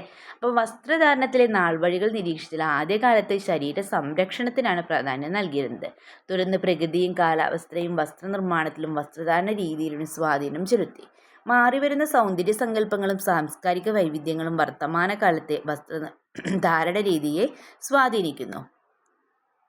നോക്കൂ, പാഴ്വസ്തുക്കൾ കൊണ്ടുള്ള പ്രയോജനങ്ങളാണ്. പരവതാനി നിർമ്മിക്കുന്നു, സഞ്ചികൾ നിർമ്മിക്കുന്നു, കരകൗശല ഉൽപ്പന്നങ്ങൾ നിർമ്മിക്കുന്നു, ചവിട്ടി നിർമ്മിക്കുന്നു, ദുരിതാശ്വാസ ക്യാമ്പുകളിലേക്ക് എത്തിക്കുന്നു. ഒരു വിളംബരത്തിൻ്റെ ഭാഗം കൊടുക്കുന്നുണ്ട് അല്ലേ, ഒന്ന് വായിച്ചു നോക്കുക നിങ്ങൾ. തിരുവിതാംകൂർ തെക്കൻ കേരളത്തിലെ ഭൂരിഭാഗം പ്രദേശങ്ങളിലും മധ്യ കേരളത്തിലെ ചെറിയൊരു ഭാഗവും ഇന്ന് തമിഴ്നാടിൻ്റെ ഭാഗമായ കന്യാകുമാരിയും ഉൾപ്പെട്ട നാട്ടുരാജ്യമായിരുന്നു ഏത്? തിരുവിതാംകൂർ. തെക്കൻ കേരളത്തിലെ ഭൂരിഭാഗം പ്രദേശങ്ങളും മധ്യ കേരളത്തിലെ ചെറിയൊരു ഭാഗവും ഇന്ന് തമിഴ്നാടിൻ്റെ ഭാഗമായിട്ടുള്ള കന്യാകുമാരി ജില്ലയും ഉൾപ്പെട്ട നാട്ടുരാജ്യമാണേത്? തിരുവിതാംകൂർ. അപ്പോൾ 18-ാം നൂറ്റാണ്ടിൻ്റെ പകുതിയോടെ തിരുവിതാംകൂർ നാട്ടുരാജ്യം വിസ്തൃതി പ്രാപിച്ചത് അനിഴം തിരുനാൾ മാർത്താണ്ഡവർമ്മയുടെ കാലത്താണ്. 18-ാം നൂറ്റാണ്ടിൻ്റെ പകുതിയോടെ തിരുവിതാംകൂർ നാട്ടുരാജ്യം വിസ്തൃതി പ്രാപിച്ചത് ആരുടെ കാലത്താണ്? അനിഴം തിരുനാൾ മാർത്താണ്ഡവർമ്മയുടെ കാലത്താണ്. 1956 കേരള സംസ്ഥാന രൂപീകരണത്തോടെ കേരള സംസ്ഥാനത്തിൻ്റെ ഭാഗമായ നാട്ടുരാജ്യം ഏതാണെന്ന് ചോദിച്ചാൽ ഏതാണ്? തിരുവിതാംകൂറാണ്. അപ്പോൾ തെക്കൻ കേരളത്തിൻ്റെ ഭൂരിഭാഗം പ്രദേശങ്ങളിലും മധ്യ കേരളത്തിലെ ചെറിയൊരു ഭാഗവും ഇന്ന് തമിഴ്നാടിൻ്റെ ഭാഗമായിട്ടുള്ള കന്യാകുമാരി ജില്ലയും ഉൾപ്പെട്ട നാട്ടുരാജ്യമാണ് ഏത്? തിരുവിതാംകൂർ. 18-ാം നൂറ്റാണ്ടിൻ്റെ പകുതിയോടെ തിരുവിതാംകൂർ നാട്ടുരാജ്യം വിസ്തൃതി പ്രാപിച്ചത് ആരുടെ കാലത്താണ്? അനിഴം തിരുനാൾ മാർത്താണ്ഡവർമ്മയുടെ കാലത്താണ്. വസ്ത്രം ഒരു സമരായുധം. പലതരം ചൂഷണങ്ങൾക്കെതിരെ സമരായുധമായി വസ്ത്രത്തെ കഴിഞ്ഞ കാലങ്ങളിൽ ഉപയോഗിച്ചിട്ടുണ്ട്. ഇതിൽ ഏറ്റവും പ്രധാനപ്പെട്ട ഒന്നായിരുന്നു ഇന്ത്യൻ സ്വാതന്ത്ര്യ സമരത്തിൽ മഹാത്മാഗാന്ധിയുടെ നേതൃത്വത്തിൽ നടന്ന പോരാട്ടങ്ങൾ. ഖാദിയും ചർക്കയും നൂൽനൂൽപ്പും വിദേശ വസ്ത്ര ബഹിഷ്കരണവും ഗാന്ധിജി സ്വാതന്ത്ര്യ സമരത്തിൻ്റെ ഭാഗമാക്കി. ഗാന്ധിജി പ്രോത്സാഹിപ്പിച്ച വസ്ത്രം ഏതായിരുന്നു? ചർക്കയിൽ നൂൽനൂറ്റുണ്ടാക്കുന്ന ഖാദി വസ്ത്രങ്ങളാണല്ലേ. അപ്പോൾ യന്ത്രവൽക്കരണത്തിൻ്റെ ഫലമായിട്ട് കൂടുതലായി ഉൽപ്പാദിപ്പിച്ച തുണികളെ വിറ്റഴിക്കാൻ കമ്പോളങ്ങൾ തേടി എന്ത് ചെയ്യാണ്? യൂറോപ്യൻ ലോകത്തിൻ്റെ വിവിധ ഭാഗങ്ങളിലേക്ക് സഞ്ചരിച്ചു. കൂട്ടത്തിൽ അവർ ഇന്ത്യയിലും എത്തി. തുണി വ്യവസായത്തിനാവശ്യമായ അസംസ്കൃത വസ്തുക്കൾ ഇന്ത്യയിൽ നിന്ന് അവർ എന്ത് ചെയ്യാണ്, യൂറോപ്പിലേക്ക് കൊണ്ടുപോയി. യന്ത്രങ്ങളുടെ സഹായത്തോടെ ഇവിടെ ഉൽപ്പാദിപ്പിച്ച തുണികൾ ഇന്ത്യയിൽ എത്തിച്ചിട്ട് വിറ്റഴിച്ചു. ഇനി യൂറോപ്പിനെ കുറിച്ച് നോക്കാം. ഭൂമിയിലെ 7 വൻകരകളിലൊന്നാണ് ഏത്, യൂറോപ്പ് അല്ലേ. അപ്പോൾ യൂറോപ്യൻ വൻകരയിലുള്ള ജനത അറിയപ്പെട്ടിരുന്നത് എങ്ങനെയാണ്, യൂറോപ്യർ എന്നാണ് അല്ലേ. അപ്പോൾ യൂറോപ്പിൽ നിന്നും കച്ചവടത്തിനായി ഇന്ത്യയിൽ എത്തിയവരാരൊക്കെയാണ്, പോർച്ചുഗീസുകാർ, ഡച്ചുകാർ, ഇംഗ്ലീഷുകാർ, ഫ്രഞ്ചുകാർ അഥവാ പോർച്ചുഗൽ, നെതർലാൻഡ്സ്, ഇംഗ്ലണ്ട്, ഫ്രാൻസ്. പോർച്ചുഗീസുകാർ അഥവാ പോർച്ചുഗൽ, ഡച്ചുകാർ, നെതർലാൻഡ്സ്, ഇംഗ്ലീഷുകാർ, ഇംഗ്ലണ്ട്, ഫ്രഞ്ചുകാർ അഥവാ ഫ്രാൻസുകാർ അല്ലേ.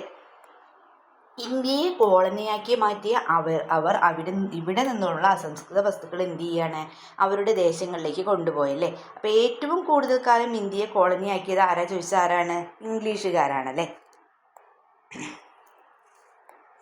സമൂഹത്തിൽ വന്ന മാറ്റങ്ങളും വസ്ത്രനിർമ്മാണത്തെ കാര്യമായിട്ട് സ്വാധീനിച്ചു. വസ്ത്രങ്ങളുടെ ആവശ്യകതയിലുണ്ടായ വർധനവ് കൂടുതൽ നവീനമായ നെയ്ത്തുയന്ത്രങ്ങളുടെ വികാസത്തിന് വഴിതെളിച്ചു. യന്ത്രങ്ങളുടെ സഹായത്തോടെ ഉൽപ്പാദനം വർദ്ധിച്ചു. വസ്ത്രങ്ങൾക്ക് നിറം നൽകാൻ കൃത്രിമ ചായങ്ങൾ ഉപയോഗിക്കാൻ തുടങ്ങി. യന്ത്രങ്ങളുടെ ഉപയോഗം വസ്ത്രനിർമ്മാണത്തിൽ വരുത്തിയ മാറ്റങ്ങൾ എന്തൊക്കെയാണെന്ന് നോക്കാം. വസ്ത്ര ഉൽപ്പാദനത്തിലെ വർധനവ്, മനുഷ്യരുടെ അധ്വാന ഭാരത്തിലെ കുറവ്, വസ്ത്രങ്ങളിലെ വൈവിധ്യം, ഗുണമേന്മയുള്ള വസ്ത്രങ്ങളുടെ വ്യാപനം. ഇനി നാരുകൾ നോക്കാം. വസ്ത്രനിർമ്മാണത്തിന് ഉപയോഗിക്കുന്നത് പ്രകൃതിദത്ത നാരുകളും കൃത്രിമ നാരുകളുമാണല്ലേ. വസ്ത്രനിർമ്മാണത്തിന് ഉപയോഗിക്കുന്നത് എന്താണ്, പ്രകൃതിദത്ത നാരുകളും കൃത്രിമ നാരുകളും. പ്രകൃതിദത്ത നാരുകൾ ഉൽപ്പാദിപ്പിക്കുന്നത് ജന്തുക്കളിൽ നിന്നും സസ്യങ്ങളിൽ നിന്നുമാണ്. പ്രകൃതിദത്ത നാരുകൾ ഉൽപ്പാദിപ്പിക്കുന്നത് എവിടെ നിന്നാണ്, ജന്തുക്കളിൽ നിന്നും സസ്യങ്ങളിൽ നിന്നും. കൃത്രിമ നാരുകളുടെ കണ്ടുപിടുത്തം വ്യത്യസ്ത ഘടനയും ഗുണമേന്മയുള്ള തുണിത്തരങ്ങളുടെ നിർമ്മാണത്തിലേക്ക് വഴിതെളിച്ചു. പോളിസ്റ്റർ, നൈലോൺ തുടങ്ങിയ കൃത്രിമ നാരുകളുടെ ഉപയോഗം കൂടുതൽ ഈടുനിൽക്കുന്നതും ചെലവ് കുറഞ്ഞതുമായ വസ്ത്രനിർമ്മാണത്തിന് സഹായിച്ചു എന്നാണ് പറയുന്നത്. പ്രകൃതിജന്യ നാരുകൾ ഏതൊക്കെയാണ്, കമ്പിളി, പട്ട്, പരുത്തി, ചണം എന്നിവയാണല്ലേ. ഈ ജീവികളിൽ നിന്നും സസ്യങ്ങളിൽ നിന്നൊക്കെ ഉള്ളത് മൃഗങ്ങളുടെ രോമങ്ങളിൽ നിന്നും പട്ടുനൂൽ പുഴു, പരുത്തിച്ചെടി, ചണം ചെടി. ഈ നെയ്ത്ത് വിദ്യയിലേക്ക്, നെയ്ത്തിൻ്റെ ചരിത്രമാണ് നോക്കുന്നത്. നെയ്ത്തിൻ്റെ ചരിത്രത്തിലെ മനുഷ്യ നാഗരികതയോളം പഴക്കമുണ്ട്. പുരാതന കാലം മുതൽ ആധുനിക കാലഘട്ടം വരെ തുണി ഉൽപ്പാദനവും വസ്ത്രനിർമ്മാണവും ക്രമാനുഗതമായി വികസിപ്പിച്ചു കൊണ്ടിരുന്നു. കുപ്പായമണിഞ്ഞ സുമേറിയൻ പ്രതിമകളും സൈന്ധവ പ്രതിമകളും വസ്ത്രത്തിൻ്റെ പൈതൃകത്തെ സാക്ഷ്യപ്പെടുത്തുന്നു. ഹാരപ്പൻ ജനത തുണിയിൽ പൂശാൻ പ്രകൃതിദത്ത നിറങ്ങൾ ഉപയോഗിച്ചിരുന്നതായി അനുമാനിക്കുന്നു. ആദ്യകാലങ്ങളിൽ വസ്ത്രനിർമ്മാണത്തിനായി ഉപയോഗിച്ചിരുന്നത് ചുറ്റുപാടുകളിൽ നിന്ന് ലഭിച്ച നാരുകളാണ്. നാരുകൾ കൂട്ടിച്ചേർത്ത് പിരിച്ച് നീളമുള്ള നൂലുകളാക്കി ഇത്തരത്തിലുള്ള നൂലുപയോഗിച്ച് തുണി ഉണ്ടാക്കുന്ന വിദ്യയാണ് എന്ത്, നെയ്ത്തല്ലേ. കാലക്രമേണ തുണി നെയ്തെടുക്കുന്ന വിദ്യ കൂടുതൽ വികാസം പ്രാപിച്ചു. ആദ്യകാലത്ത് പരുത്തിയിൽ നിന്നും ചണത്തിൽ നിന്നും നിർമ്മിച്ച നൂലുപയോഗിച്ച് കൈകൾ കൊണ്ട് മാത്രമാണ് തുണി നിർമ്മിച്ചിരുന്നത്. മൃഗങ്ങളുടെ തോലിനേക്കാൾ മെച്ചപ്പെട്ടതാണ് നൂല് കൊണ്ട് നെയ്തെടുത്ത തുണികൾ എന്ന തിരിച്ചറിവ് നെയ്ത്ത് വസ്ത്രങ്ങളുടെ വ്യാപനത്തിന് ഇടയാക്കി. മരം കൊണ്ട് നിർമ്മിച്ച തറകൾ ഉപയോഗിച്ച് തുണി നിർമ്മിക്കുന്ന രീതി പിന്നീട് വികാസം പ്രാപിച്ചു. നൂലുപയോഗിച്ച് കൈത്തറിയിൽ നെയ്യുന്ന തുണികളാണ് കൈത്തറി തുണികളല്ലേ. അപ്പോൾ കൈത്തറിയുടെ കണ്ടുപിടുത്തം വസ്ത്രനിർമ്മാണ രംഗത്ത് മുന്നേറ്റമുണ്ടാക്കി. നീലം ചെടിയിൽ നിന്നുണ്ടാക്കിയ ചായം കൊണ്ട് വസ്ത്രങ്ങൾക്ക് നിറം നൽകി. കാലക്രമേണ തുണി നെയ്യുന്ന വിദ്യ കൂടുതൽ പ്രചാരത്തിലായി. കേരളത്തിലെ പ്രധാന കൈത്തറി കേന്ദ്രങ്ങൾ നോക്കാം. കണ്ണൂർ, ബാലരാമപുരം, കുത്താമ്പുള്ളി. കണ്ണൂർ, ബാലരാമപുരം എവിടെയാണ്, തിരുവനന്തപുരം ജില്ലയിലാണ് അല്ലേ. കുത്താമ്പുള്ളി തൃശ്ശൂർ. പിന്നെ സിന്ധു നദീതടത്തിലെ വസ്ത്രം. ഇന്ത്യയുടെ വടക്ക് പടിഞ്ഞാറ് ഭാഗത്ത് നിലനിന്ന പ്രാചീന നദീതട സംസ്കാരമാണ് ഏത്, സിന്ധു നദീതട സംസ്കാരം അല്ലേ. സിന്ധു ജനത പരിധിയും കമ്പിളി വസ്ത്രങ്ങളും നിർമ്മിച്ചിരുന്നതായി തെളിവുകളുണ്ട്. അവിടെ നിന്ന് ലഭിച്ച കുപ്പായമണിഞ്ഞ പ്രതിമകൾ അവിടുത്തെ ജനതയുടെ വസ്ത്രധാരണ രീതിയെ പ്രതിഫലിപ്പിക്കുന്നു. പരുത്തി ഇവിടെ നിന്ന് മറ്റ് ദേശങ്ങളിലേക്ക് കൊണ്ടുപോരുന്നതായി കരുതപ്പെടുന്നു. ശാസ്ത്ര പുരോഗതി വസ്ത്രനിർമ്മാണ രംഗത്ത് പുതിയ യന്ത്രങ്ങളുടെ കണ്ടുപിടുത്തത്തിന് കാരണമായി. ജനസംഖ്യയിലെ വർധനവ് വസ്ത്രത്തിന്റെ ആവശ്യകത വർദ്ധിപ്പിച്ചു. പുതിയ യന്ത്രങ്ങൾ നെയ്ത്ത് വിദ്യയുടെ ഭാഗമായി. അവ മനുഷ്യപ്രയത്നം കുറയ്ക്കുകയും കൈത്തറിയുടെ സ്ഥാനത്ത് യന്ത്രത്തറി വരികയും ചെയ്തു. സ്പിന്നിങ് ജെന്നി കണ്ടുപിടിച്ചത് ആരാന്ന് ചോദിച്ചാൽ ആരാണ്? ജെയിംസ് ഹാർഗ്രീവ്സ് ആണ് അല്ലേ. സ്പിന്നിങ് ജെന്നി കണ്ടുപിടിച്ചത് ആരാണ്? James Hargreaves. കൈകൊണ്ടുള്ള നൂലുൽപാദനം അക്കാലത്തെ വസ്ത്ര വ്യവസായ രംഗത്തിന് ആവശ്യത്തിന് തികയുമായിരുന്നില്ല. സ്പിന്നിങ് ജെന്നിയുടെ കണ്ടുപിടുത്തത്തിൽ നൂലുൽപാദനം വേഗത്തിലാക്കി. അപ്പോൾ സ്പിന്നിങ് ജെന്നി ആരാണ്? ജെയിംസ് ഹാർഗ്രീവ്സ് ആണ് കണ്ടുപിടിച്ചുള്ളത്. Spinning jenny James Hargreaves. Okay, അപ്പോൾ ഇത്രയും കാര്യങ്ങളാണ് നമ്മൾ ഈ 3 ചാപ്റ്ററുകളിലായിട്ട് നമുക്ക് പ്രധാനമായിട്ടും പഠിക്കാനുള്ളത്. അപ്പോൾ ഈ 3 ചാപ്റ്റേഴ്സാണ് നമ്മൾ ഈ വീഡിയോയിലൂടെ ഡിസ്കസ് ചെയ്തിട്ടുള്ളത്. അപ്പോൾ നിങ്ങൾക്ക് വീഡിയോ യൂസ്ഫുള്ളായി തോന്നുകയാണെങ്കിൽ തീർച്ചയായും ലൈക്ക് ചെയ്യുക, കമൻറ്റ് ചെയ്യുക. ഇതുവരെ ഞങ്ങളുടെ ചാനൽ സബ്സ്ക്രൈബ് ചെയ്യാത്ത കൂട്ടുകാരുണ്ടെങ്കിൽ തീർച്ചയായും സബ്സ്ക്രൈബ് ചെയ്യുക. ഓക്കെ, നമുക്ക് മറ്റൊരു വീഡിയോയുമായി വീണ്ടും കണ്ടുമുട്ടാം. Okay, by.